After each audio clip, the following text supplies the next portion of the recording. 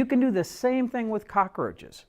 You know, when you come into, if you get into a multi-unit housing or a school that has a bad outbreak of the German roaches, and you open the cabinets and they're really running around in there, well, rather than just hosing everything down with pesticides, again, we can go in with a vacuum, and the vacuums have HEPA filters on them, and try to pick up the lion's share of them. Are you going to have to use pesticides? Absolutely. But you don't have to hose the place down. Now you've got the opportunity to come back in and use baits in cracks and crevices, and putting the baits nowadays work very, very well when they're in the right hands. You know, people don't pay professional pest management for the products we can buy. You can buy virtually anything I can buy off the internet, right? I mean, there's no secrets anymore. You can go out and buy almost anything you want. What they're really paying us for is knowing how to use it effectively, and also how to use it safely. And that's a little bit scary. You know, some of my hobbies that I do, boating and things, and I see on the website, and somebody will say, hey, I got bed bugs, what should I do? And somebody will say, oh, just buy bifenthrin off the internet and spray it all over everything. I'm like, good Lord, you know. It's just because you can get the product doesn't mean you know how to use it. And the sad part is they'll do that and they'll still have the problem. So things like vacuums are very effective pest control nowadays for knocking down large populations of bed bugs, you know, of cockroaches.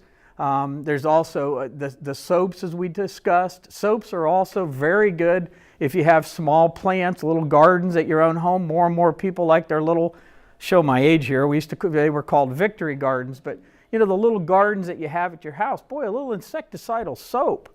You know, I just had a friend call me the other day. What do I use on my tomatoes? Things are eating them up. You know, a little ivory dish soap mixed with water, you know, is the safest thing in the world that you can use. And it's efficacious. It works. So there's a lot of little things you can do out there. You still need us. I mean, particularly the big challenging things are termites. You know, there's not a way for you to really take care of your own termites. You can buy some liquid termiticides online again, but it's having the expertise to put it out, having the correct application, the meters, people tend to have if it says 4 ounces to a gallon, put 10 in, that'll kill them deader, you know. And we all know that's true. It absolutely happens. People just figure, I'll make it twice as strong as they suggest and I'll really kill them.